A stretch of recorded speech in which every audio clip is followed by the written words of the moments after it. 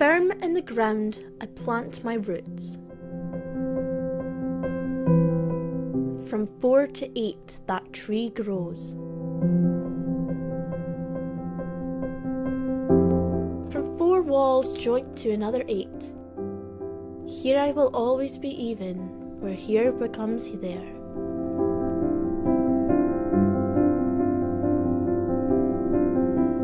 Places and spaces and moments in time, I choose the waves that erode this stone.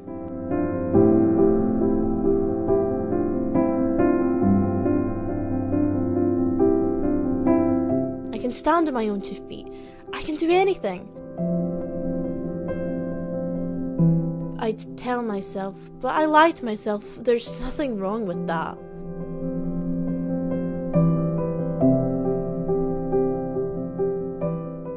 Fake it till you make it till you break. You can lie to yourself, maybe your brain, but you can't lie to your feelings and your body and your heart.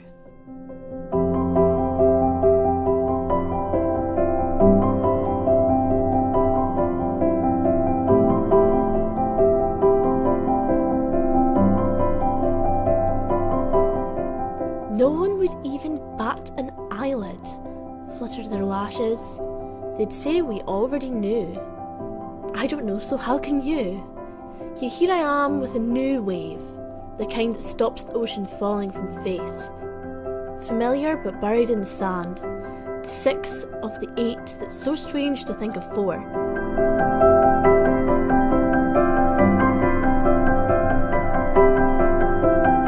I see her now. I see her in the mirror. I see her in my own reflection. I changed and I accepted. I smile when others laugh, at, with, or because of me. Because of her. I am me, and she's the one that I love.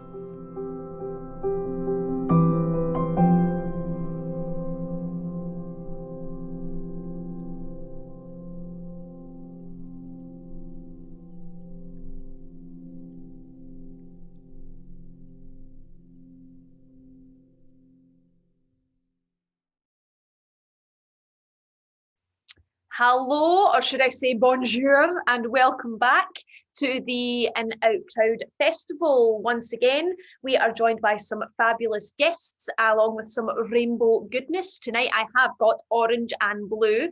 Now, what do these ones mean? Well, as we are chatting about all the different colours and what they represent, there have been, as I've mentioned, a couple of different alternatives to the original 6-colour pride flag. So originally, there were 2 blue hues. One was turquoise and one was indigo. Turquoise was magic and art, and indigo was meaning serenity.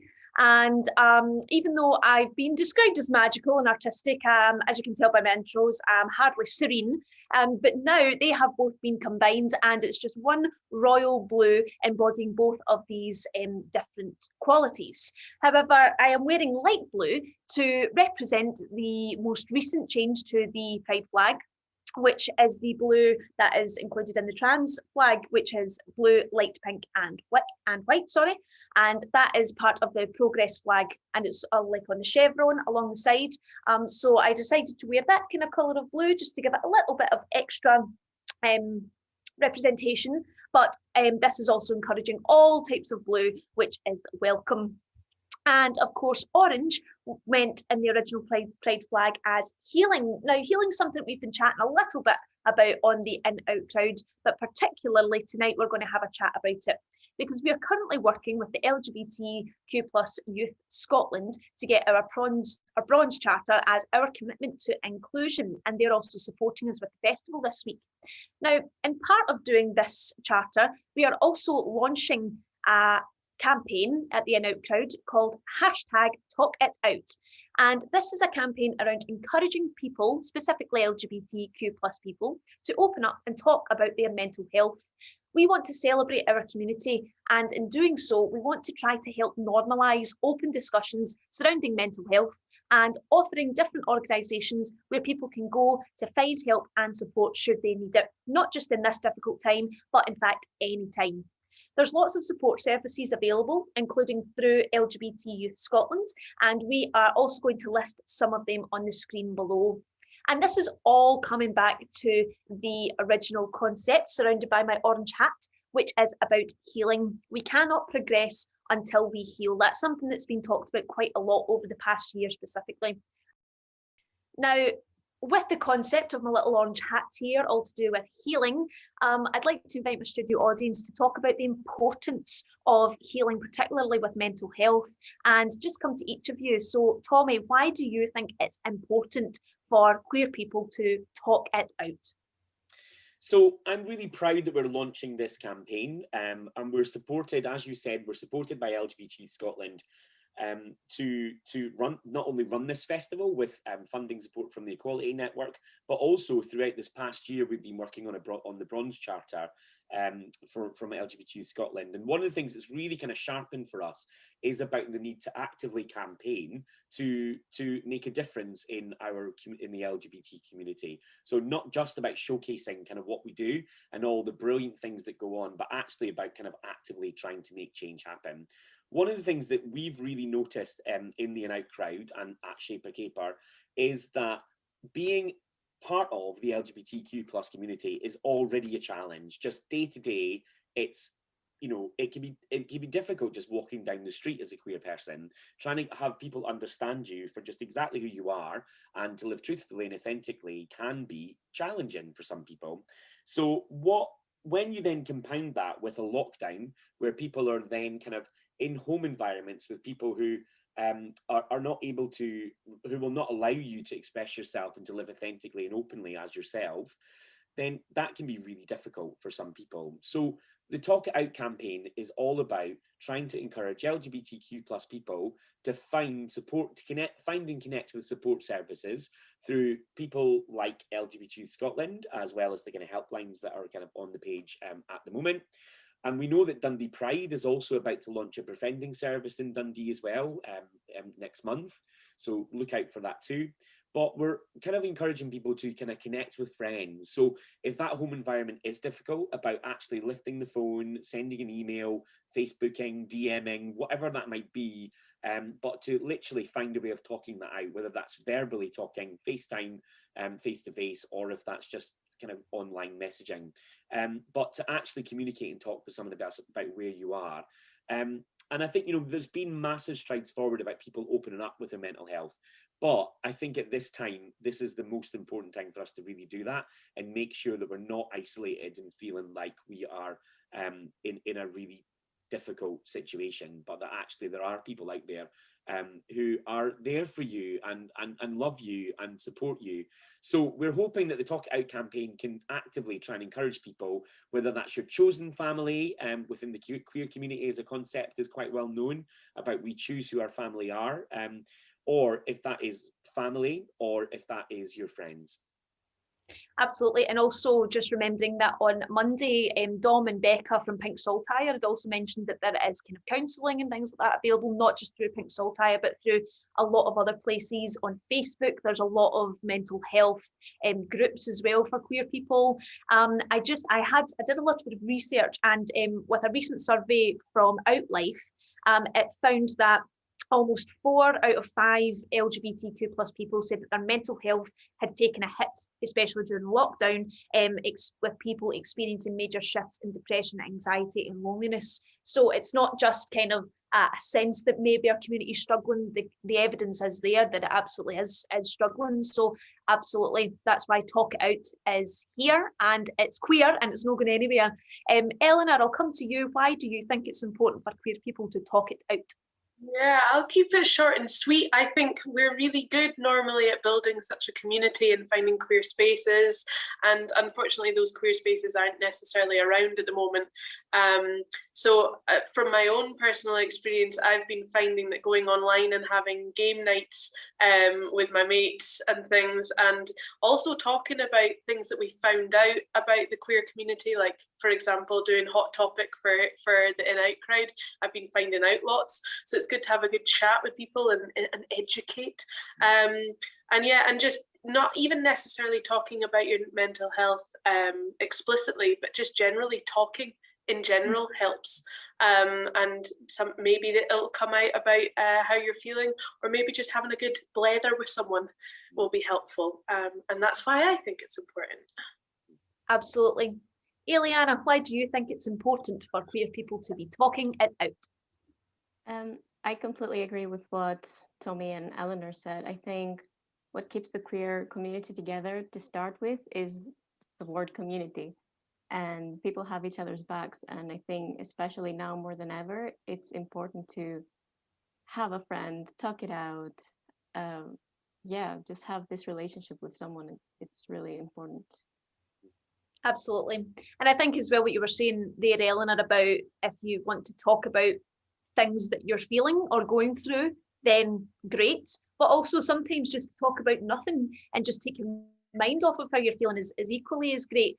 We definitely want to normalise all of that. We want to normalise talking about the down days, the up days, normalise talking about antidepressants and counselling, and all of these things. They're just exactly, you know, as my good old ma would say, not old, sorry mum, love you. She would say, you know, when you have a cold, you take a Lemsip. When you break your leg, you get a cast on. If you're feeling down, you get an antidepressant. There's nothing to be ashamed of. And we hope that that's just the very start of a long-running campaign here at the In Out Crowd, all about Talk It Out. As well as for our community that is, you know, the ripe old age of 25 and younger, of course. If we're talking about Tommy Small there, we know he's only barely a teenager. But it's also a really good influence to be, an example to be setting for younger queer people, and hopefully we can improve the mental health of young queer people that are growing up today. And thankfully, we are not the only organisation that thinks so. There's lots of other steps being made to try and be a better influence for our LGBT plus youth. And we're going to talk about a couple of those things on our weather. Girl. It's raining men. Hallelujah, it's raining men.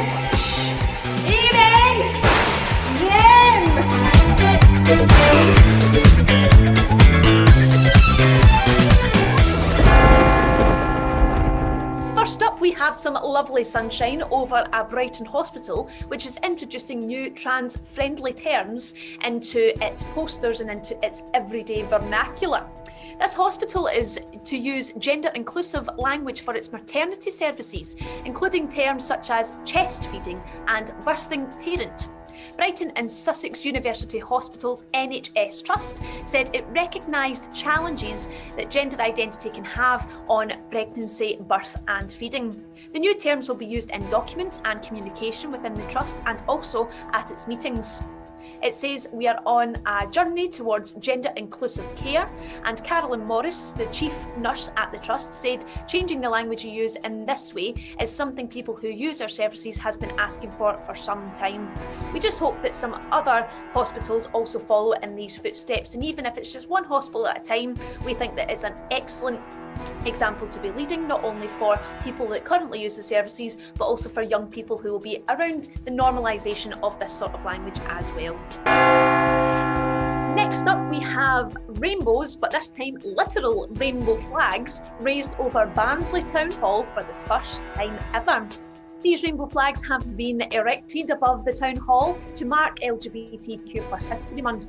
Councillor Alan Gardner says we're delighted to be supporting LGBTQ+ History Month this year. It's a fabulous opportunity to celebrate and promote equality and diversity for the benefit of our communities in Barnsley.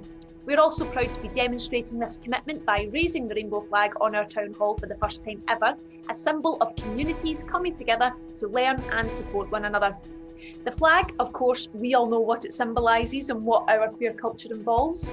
But as part of LGBTQ+ History Month, Barnsley libraries will also be promoting a selection of ebooks and audiobooks, while Barnsley museums will be sharing highlights from their historical collections of items donated by the LGBTQ+ community. As we've mentioned, all of these things plus many more are so important to set children up for normalising talk about pronouns, gender-inclusive language, queer culture and queer history. And in Scotland, that's become ever more important as LGBTQ+ issues have now been added to the Scottish school curriculum. Up we have LGBTQ+ Projects Assistant Eleanor Walker with this week's Hot Topic. Thanks, Alex. Yes, today's hot topic is all about our bonny wee country, Scotland. As our Deputy First Minister, John Swinney, said, Scotland is already considered one of the most progressive countries in Europe for LGBTI, lesbian, gay, bisexual, transgender and intersex equality. Scotland really outdid itself, though, when in November 2018, Scottish ministers accepted all the recommendations to deliver LGBTI inclusive education across the curriculum to improve the learning environments of all children and young people.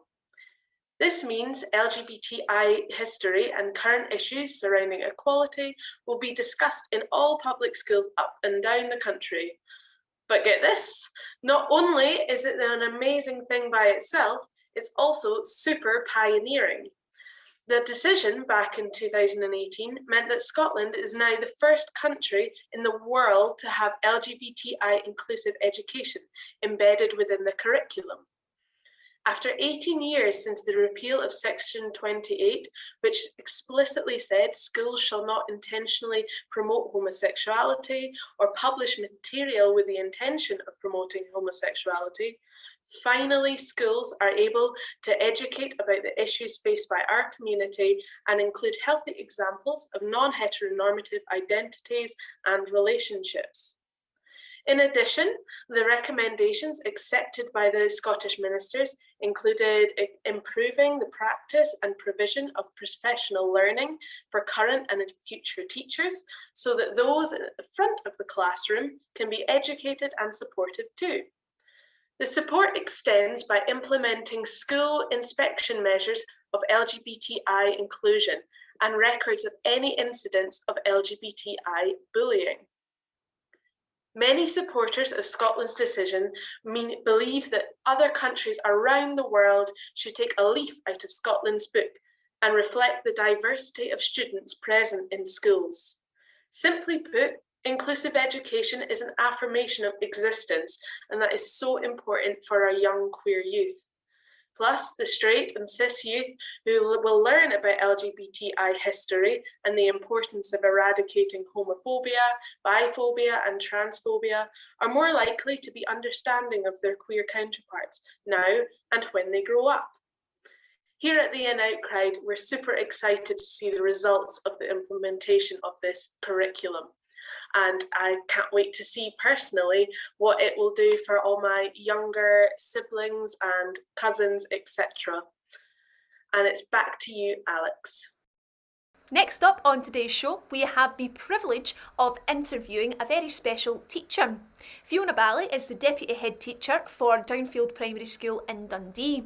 We were chatting to them a little bit about LGBTQ+ issues being added to the curriculum, as we mentioned, and even though this is specifically for secondary schools in Scotland, Downfield Primary are already making waves in issues surrounding discussion and inclusion for LGBTQ+ young people. So without further ado, let's head on over and have a little chat with Fiona Ballie from Downfield Primary School. So hello Fiona, how are you doing? Hiya. Lovely. So first up then, I'd just like to ask you about the LGBT charter that your school is part of. Would you like to just give a wee background to that in case folk don't know what the LGBT charter is? Well, firstly, we're hugely and immensely proud to have been the first primary school in Scotland to have achieved any form of charter, let alone silver status. But it was a journey that, to be honest, it kind of came about quite organically within the school because we had one or two kids who were questioning gender, and we've got a big mix of staff. We've got quite an eclectic mix of staff.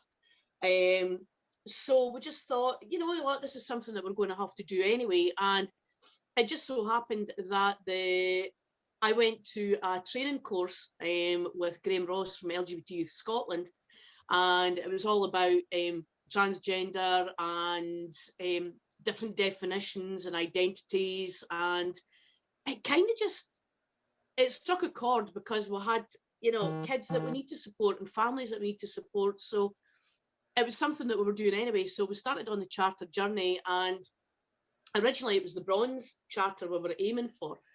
But very quickly we realised that because of the work that we'd done in the school, we were eligible for the Silver Charter. So we did things like introduced a gender neutral school uniform policy. We degendered individual toilets, so it was no longer disabled or staff, it was just a toilet. We also celebrate LGBT History Month every year. We do lessons around LGBT issues in a relationships education.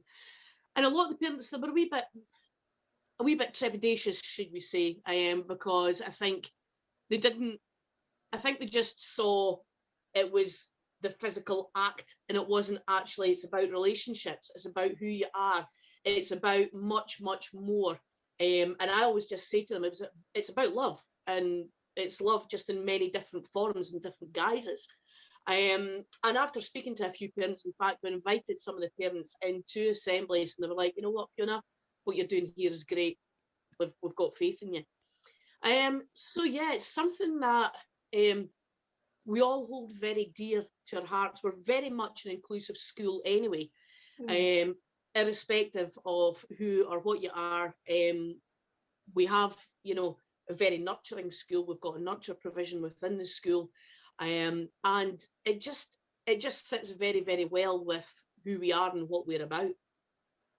Yeah, absolutely. And as we were kind of saying there before we started the recording, both myself and Sarah have worked in Downfield delivering a project that we do with the NHS called Wellgood. And it is, you can tell as soon as you walk into the school, you're like, oh, it's just like a wee warm blanket, which I think certainly for my school background was something that was really nice to see that that's something kind of for young people now. You've kind of talked a little bit about the kind of different LGBTQ plus work that you're doing in Downfield.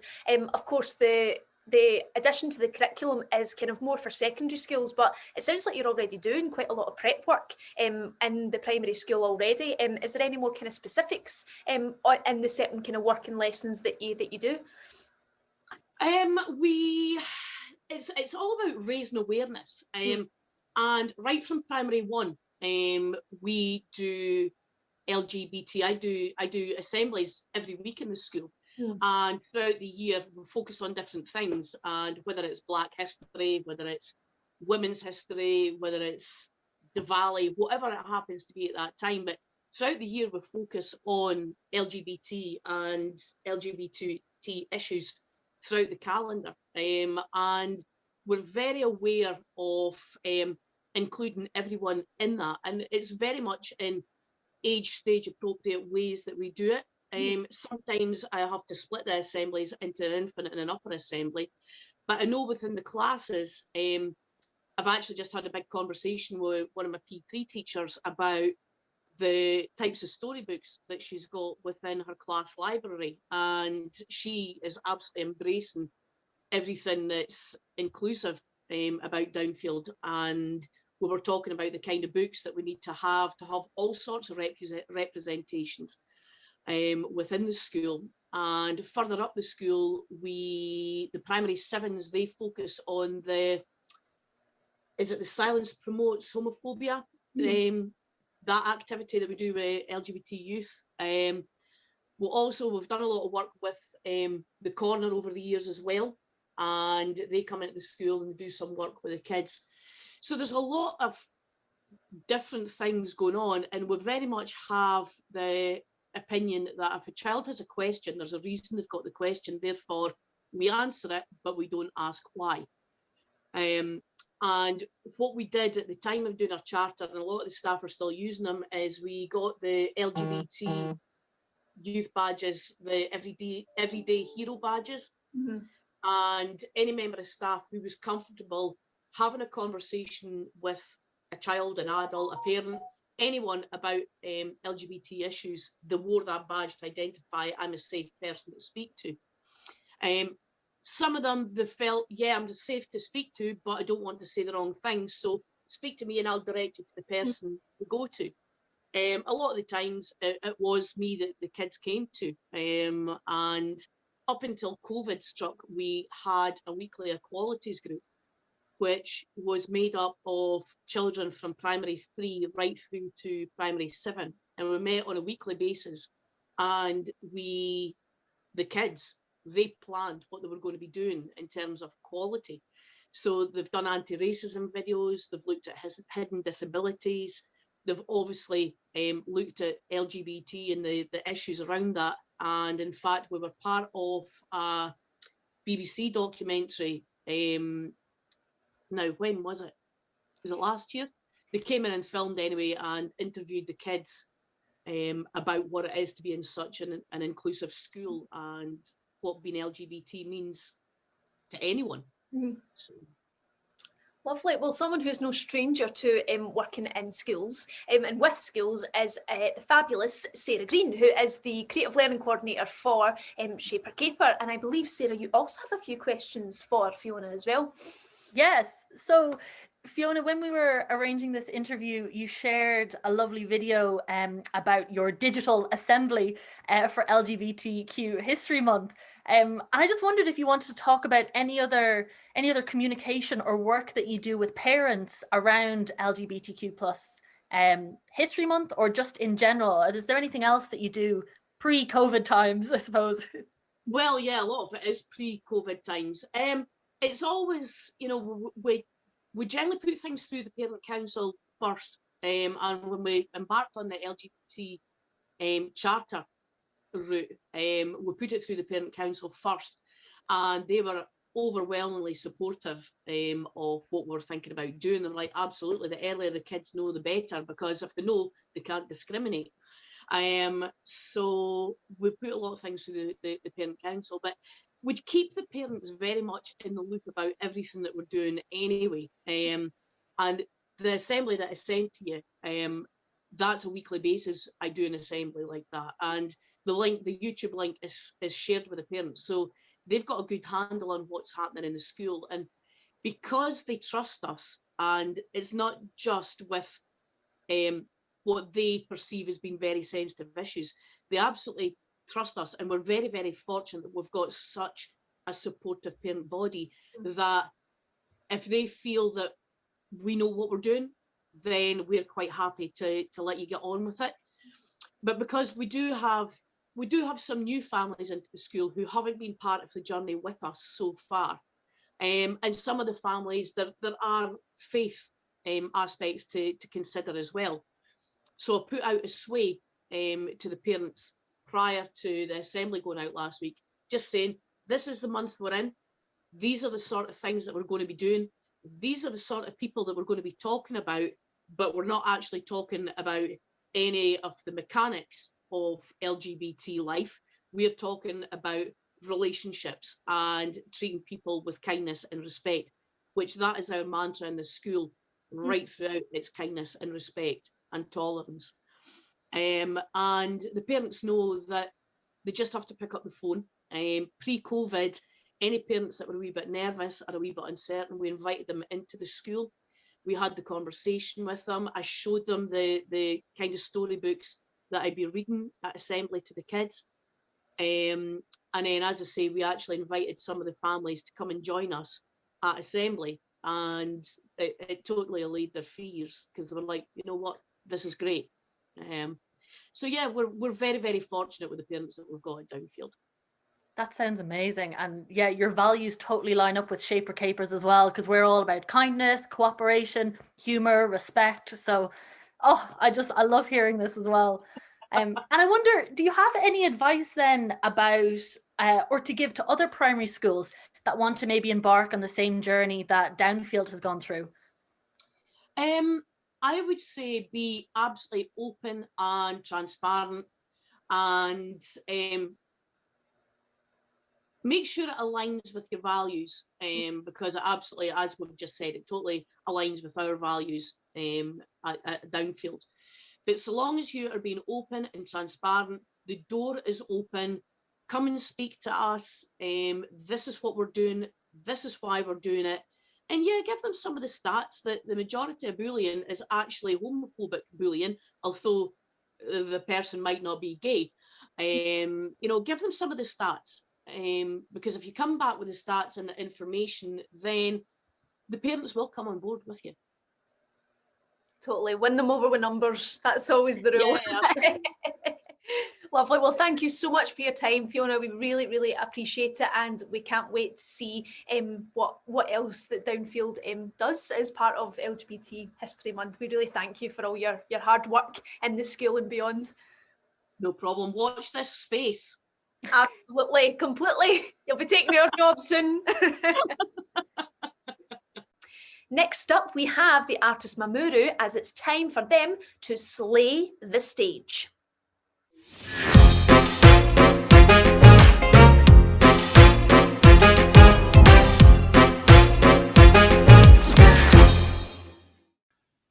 Hello, I'm Mamoru Iriguchi. I'm here to introduce my new show called Sex Education Explorers, or SEX. SEX will be an entertaining and informative show for 12 to 15 years old.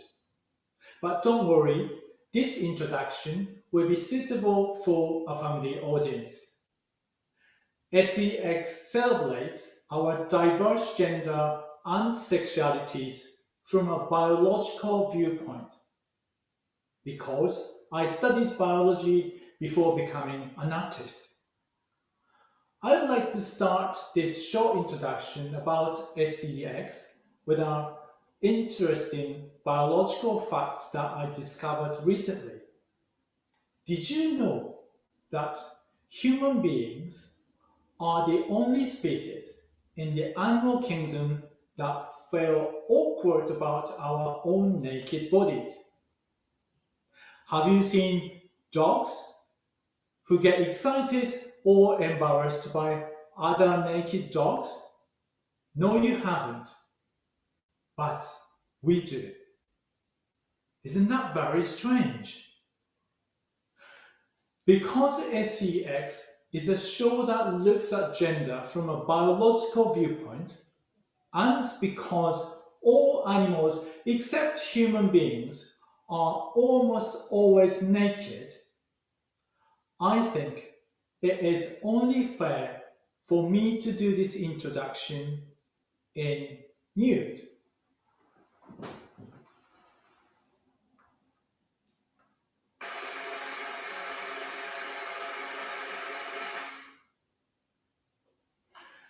Now that I'm naked, I feel I can talk about who I am very honestly. I am a cis male, my pronouns are he, him, and I'm gay. But gradually, my gender has drifted towards non-binary and pronouns he, they. Not necessarily because I feel awkward in my own body, but because nobody is 100% male or female. It is a bit like being a flower.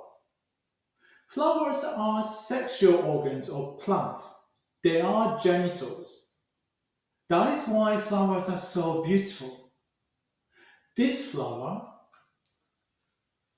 is currently spraying sperm all over the place, so it is male. But once that's done, the same flower will turn female and provide eggs. So is this flower female or male?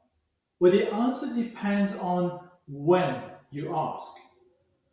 There are lots of animals that are like flowers. Sea slugs are tiny, often very colorful animals living in the tropical seas. They are all male and female at the same time. So when two sea slugs meet, they have a bit of initial chat and decide who does the male part and who does the female part. Then they start mating. This is wonderful. There's no discrimination based on sex because there is no sex to discriminate against. But the most amazing thing is that you can fall in love with anybody you like and have children with them. Clownfish is another example. You may be familiar with these fish if you have seen a film called Finding Nemo.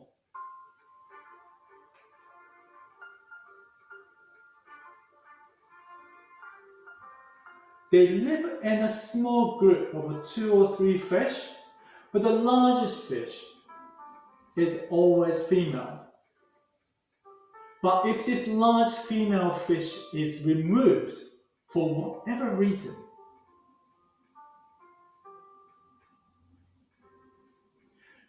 then this small male fish grows bigger and changes sex and becomes female. Then she will find another male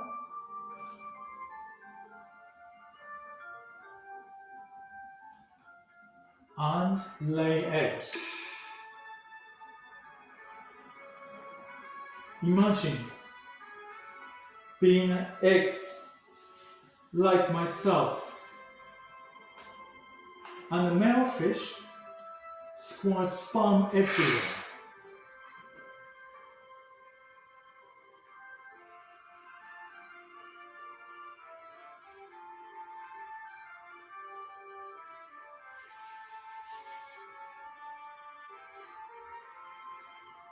Take a deep breath so the new life can begin. Okay, let's go back to sex change. So, transition from this tiny male fish to this large female fish, cannot happen overnight, can it? You have to spend a long time going through the transition. It must be an extraordinary journey. I just cannot imagine what it is like, this change inside the body. By the way, I feel like this middle one today.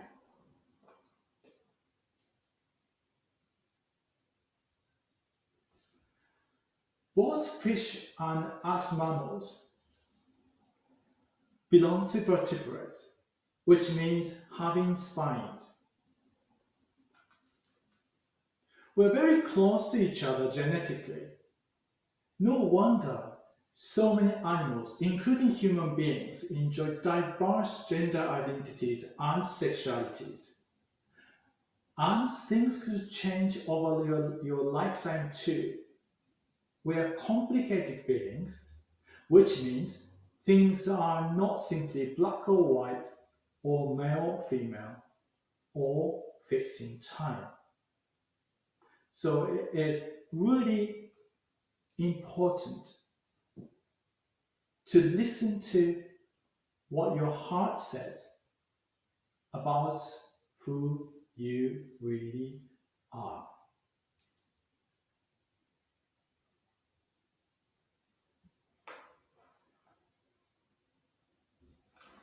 So that was a quick introduction of SEX. I'm working with other LGBTQ plus artists on this show. It will be performed by a non-binary performer and myself. We'll be presenting SEX at this year's Edinburgh Fringe, then touring it to secondary schools in Scotland afterwards, with an aim to follow the national curriculum. Thank you very much. Oh, Mamoru, thank you so much. That was amazing. I actually found myself getting a wee bit emotional when you were showing the different kind of stages of fish and then saying like you feel like this one today. I think that was such a beautiful way to describe the kind of varying of kind of gendered expressions. Great, thank you. Thank you. It's good to hear that. Sorry. Oh no, sorry, you've disappeared from my screen. Hold on, sorry. It's all right. We're still getting used to all the Zooms. Lovely. So, just in case anyone watching hasn't, this is the first time that they're seeing you, would you like to just give a wee quick introduction to who you are and what you do? Right, so my name is Mamoru Iriguchi, and I'm a performance maker and theatre designer, some theatre designs and costume as well, and based in Edinburgh. Fab. So that was a snippet of a show that, as you said, you'll be performing this year at the Fringe. How did the idea for this story come about, and the way in which you present it, like comparing humans to other animals? How did that kind of story form for you and decide to make a show about it?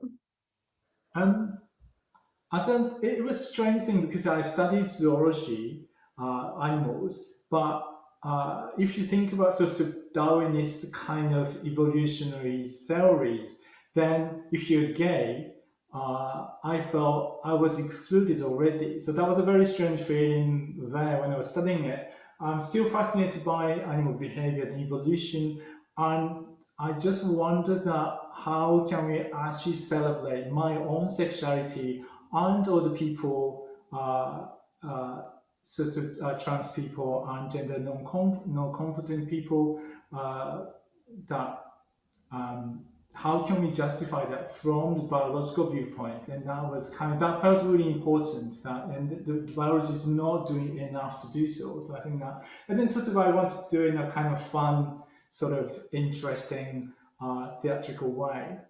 So that is a starting point. It's definitely fun. I'm glad I muted myself because I did have quite a few giggles during it. So I'm glad that I didn't interrupt you with that. So as you'd mentioned, that the show is aimed at kind of 12 to 15-year-olds.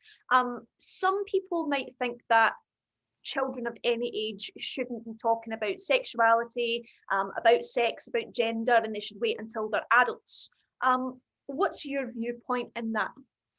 I think nothing is too early. In my own experience, I knew my sexuality at the very early age, probably 4 or 5. I mean, so and then not knowing enough about my sexuality, not enough information around was harmful than anything else. Knowing what you are is very important, and I think that it can never be too early, I think. Absolutely agree. 100% agree there. So during the little snippet that we saw there, you talked about sexuality and you also talked about gender. And something that we've been discussing this week on the In Out Loud with the In Out Festival is that we find that some people are more comfortable talking about sexuality, but they're not really open to discussing the kind of fluidity of gender yet. Is that something that you've come up against in making your work as well?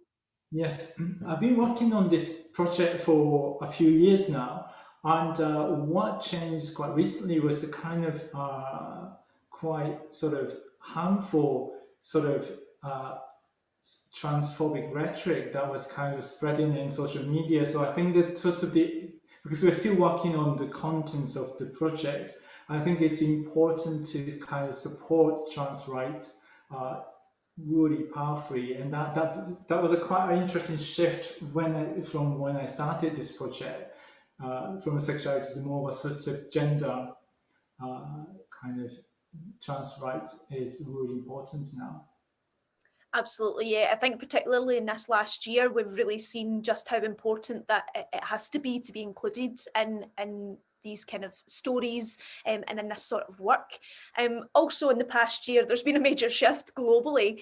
Have you found that the lockdown has changed your work, or has it made new inspirations? Has there been challenges that have came along with that? I think that's an interesting question because I often use technology in my show, which I thought it might be a good sort of time, use the lockdown to kind of focus on technology. But I'm actually feeling I'm not very good at Zoom. The kind of technology I'm used to is more DIY, and it often makes sense in a live performance, and that's obviously I'm sort of making this project for. So it's kind of really interesting journey. I think that I enjoyed some of it very much. So it's a huge learning curve on digital technology and how we communicate digitally. But I miss the kind of live performance a lot. Oh, same. I think it was great, even just from my perspective, just to sit and watch someone perform something live. I think that's the first time in about a year I've not watched a performance on Netflix. So thank you so much for that. As well, is there any challenges that you found in making work geared towards children of the kind of age 12 to 15? Because I just remember when I was that age, I was very nervous about talking about anything to do with sexuality. Gender would not have been something I would be very open to. Do you find that normally your audiences are very open, or do you find that it takes a little bit of coaxing to get them? I think we'll really find out when we start touring to schools. Hopefully, the schools will be interested. But luckily, last year, just before the lockdown, we had a residency at the local school in Edinburgh, thanks to the Edinburgh International Festival, and the particular school we went to was really open, and teachers are very open about LGBTQ plus people, such a gender. So it was surprisingly easy. And then that said, not all the students were sort of kind of instantly agreeing with what we're saying. However, I think what's really important is to invite these people who may not agree with us to the conversation rather than sort of shut them up. I don't want to sort of do a preaching show that this is what's right. Of course, that is important, but I think the show has to invite everyone into the debate, and then we kind of have to agree that trans rights has to be supported, and diverse sexuality has to be agreed, all that sort of thing. Yeah, absolutely. So as this is a kind of family airing of the In Out Crowds shows this week, if there's any families watching that are maybe struggling to have these conversations with their children or with other sort of young people that they work with, is there any advice that you could give people who maybe want to open these conversations but they're a bit nervous or they don't know where to start? I'm having difficulty to having conversation with my own parents. They don't want to talk about it at all. So I think I need advice maybe. But I think what's important is the young people to sort of find the information, find allies, find friends who are also LGBTQ plus, and then that is a good starting point. Particularly if you find it hard to start conversation with your parents, then that doesn't have to happen immediately. I think your peer would understand you more. I think so. I think that is fine. That's the most important thing, I think. Absolutely. Yeah, I think we're all in that space, isn't it? Like no matter how kind of much you mature and grow, it's very difficult sometimes to have those conversations at home. So as well as that, it is of course LGBTQ plus History Month, and this is what we're celebrating with our kind of festival this week. What importance do you find in learning about LGBTQ plus history? Do you think that it is important that we continue to kind of honour the past as we move forward? Yes, no, I think sort of what's interesting about this transphobic sort of rhetoric spreading in the social media is that there are quite a lot of people who are against kind of LGBTQ plus rights, and I think that was quite a shocking thing to me. That I thought, a country like Scotland, people are more or less all agree that sort of this is our sort of human rights thing, and sort of we don't have to mention it, but that's unfortunately not true. So I think we still have to really continue promoting, our rights. And I think I think we unfortunately it's far too early to stop. I think we just have to work harder. Absolutely. So the next question I'm going to ask, feel free not to answer it, if you find it difficult to answer, that's absolutely fine. But for me, over the last year, particularly with the statements that like J.K. Rowling was making on Twitter, that's where I personally noticed quite a large spike in the kind of transphobic rhetoric that we're seeing on social media. And I feel like being part of an arts company, it impacted me personally one way, but then as a kind of artiste in a different way. Because, and I felt a bit split. I kind of felt like the dance artist side of me wanted to, you know, kind of talk about it and, you know, really make work against it. But then I felt personally kind of quite torn and almost like I wanted to like ignore it. So the kind of question that if you're open to answering is, do you sometimes find that kind of pull between wanting to really talk about these conversations, but personally it can be really difficult if someone disagrees with who you are? Do you find that that's quite challenging for you, or are you just wanting to have the conversations regardless? No, that's a really interesting question because of what happened last year, I think now this piece has to say this is right and this is wrong. So it's a kind of very sort of right and wrong sort of, because previously in my piece, particularly for young people, I always wanted to raise questions that questions that do not have to come with right or wrong answers. That sort of, it's more of a kind of debate or more kind of sort of raises questions then so that they can talk about it. That was a more of a thing. And then this project too started like that, but now I really have to emphasize that, look, trans rights is a human rights. There's no debate about it. That's what. So that it's kind of I'm seeing if that would narrow my sort of artistic kind of exploration of the issue.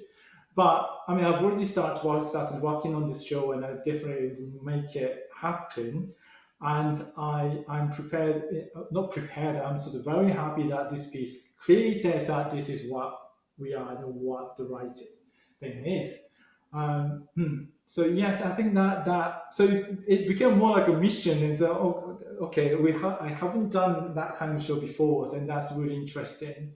I slightly fear that sort of that because now, because it's so clear to me and to us what's right, is it worth saying that through the show? Is it better to do it in a kind of more political sort of debate and a sort of claim our rights in a more straightforward way rather than doing it as a sort of art piece? That is a slight sort of worry, but I think I still think that there's a room for artists to kind of make this world better. So I think Oh, absolutely. Yeah, I think that certainly for me, it was trans artists and trans actors and performers that really kind of made me feel comfortable in being non-binary, and sort of, as you were saying in your snippet there about the different stages of clownfish, you know, sometimes your expressions leaning towards more female, towards more male. And I think that it is definitely artists like yourself that are really kind of helping the younger, and not even necessarily younger, just maybe people that haven't explored that part of themselves yet to feel more comfortable. With that being said, sometimes, and this is not the view of the In Out crowd as well, or Shaper Paper, but sometimes people think that LGBTQ plus issues are political and they shouldn't be talked about because it's a political issue. Do you agree that it's a political issue, or do you think that it is just an issue of human rights and it should be discussed? I think it is a basic human rights, and it is political because we now are aware that there are people who, for some reason, do not agree with us, and in that case, it has to be debate. Debate has been done in a political manner. So in that sense, it's political, but it definitely has to be talked about and by everyone.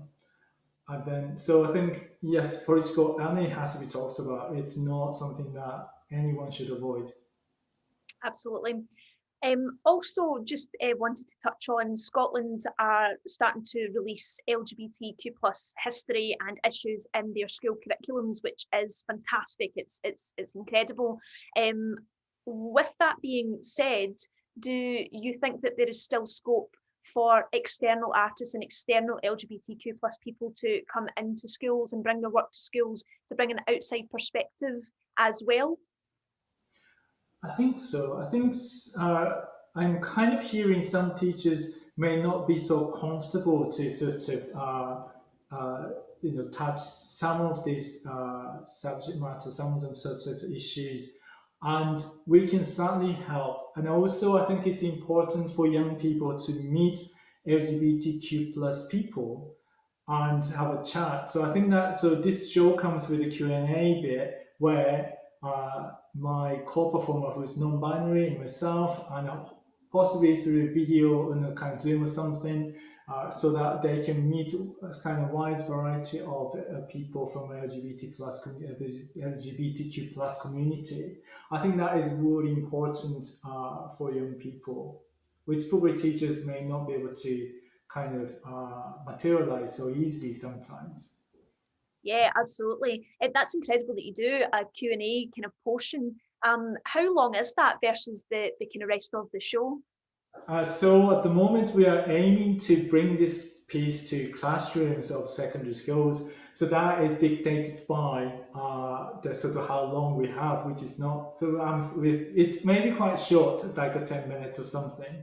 However, I think we are going to leave sort of information so that anybody who's interested can contact the right charities that can help them connect to right people.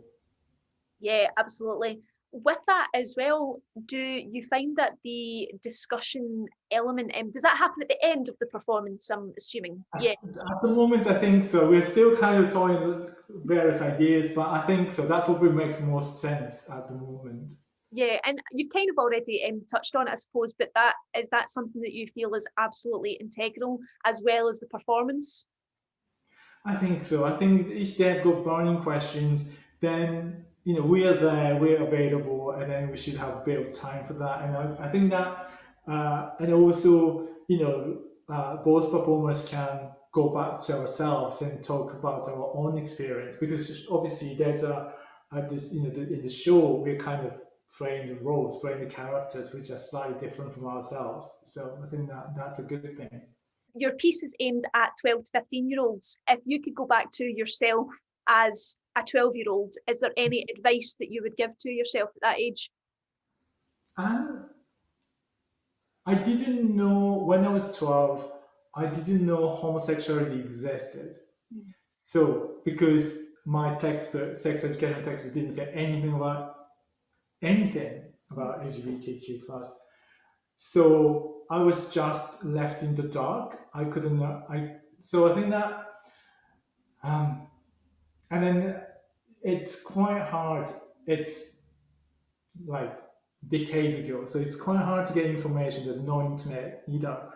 I don't know. I think that, but I just wanted to show this piece, so that sort of okay, I'm not alone. I'm not sort of you're not the only person, and that feels in that way. Also, Yeah, no, I think that's excellent. Just even, I think if we could all go back to ourselves at that age, I think it would just be to say, you're fine, you're not alone, there's plenty of people like you out there. I think that's why information is important. If these people exist, and then you don't have to think about it, you don't have to kind of feel isolated from the rest of the school. Basically, that's what happened to me, I think. Yep, and we've all had enough isolation over the last year, so no more isolation. So if people want to find you, follow you, and find out more about your work, is there any particular websites or social medias that they can look towards? Yes, so I have my own website, which is iriguchi.co.uk, or this show is produced by independent arts projects who are based in Edinburgh. So they have all the information, and also if you are interested in kind of inviting this piece, then please get in touch. Yes, that would be brilliant. Fantastic. Thank you so much, Mamoru, for your time. That was amazing. Thank you so much.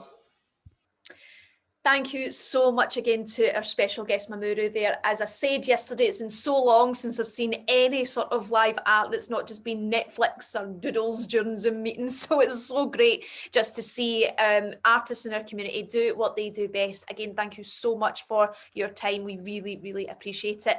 Thanks also to the fabulous teachers that joined us to talk about LGBTQ plus issues being added to the school curriculum.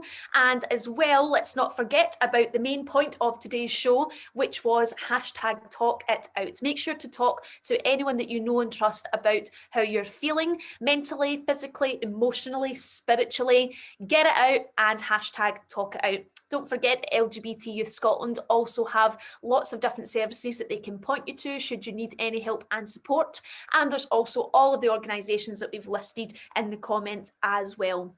Once again, thank you so much for joining us here on the In Out Crowd. Thanks to the Cora Foundation for supporting the In Out Crowd. Thanks to the Equality Network for supporting this week's festival. And we do hope that you all have a super fabulous evening.